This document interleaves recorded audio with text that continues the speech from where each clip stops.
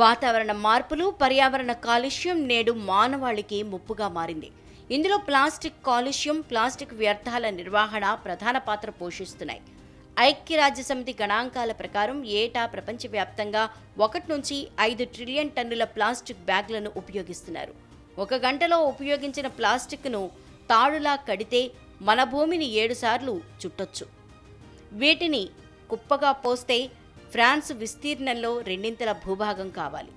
Plastic బ్యాగులు, food package కంటైనర్లు పర్యావరణంలో కలిసేందుకు ఒక్కోసారి 1000 ఏళ్ల వరకు పడుతుంది. ప్లాస్టిక్ పదార్థాల్లో స్టైరిన్, బెంజిన్ లాంటి విషపూరిత రసాయనాలు ఉంటాయి. ఇవి క్యాన్సర్ ముప్పును పెంచుతాయి. నాడీ వ్యాధులు, శ్వాసకోశ, ప్రత్యుత్పత్తి సమస్యలు, కిడ్నీ, కాలేయ రుగ్మతలకు దారితీస్తాయి. నేల, నీటిలో కలిసే సమయంలో ఇవి కొన్ని హానికర రసాయన పదార్థాల్ని విడుదల చేస్తాయి. దీంతో ఆ ప్రాంతంలో పండించే పంటలతో పాటు జల వనరులు కాలుష్యమవుతాయి. జలచరాల ప్రాణాలకు ఇవి ముప్పు తెచ్చిపెడతాయి. ఇలాంటి తరుణంలోనే మొంటానా, పోర్ట్స్మౌత్ యూనివర్సిటీలకు చెందిన 2 శాస్త్రవేత్తలు ఒక గుడ్ న్యూస్ వినిపించారు. ప్లాస్టిక్ను గుట్టుచప్పుడు కాకుండా కనుమరుగు చేసే ఒక ఎంజైమ్ను వీరు గుర్తించారు. వీరి పరిశోధన వివరాలు PNASలో ప్రచురించారు. PET ప్లాస్టిక్లో ఉండే TPAను డీకంపోజ్ చేసే శక్తి ఈ ఎంజైమ్కు ఉందన్నారు.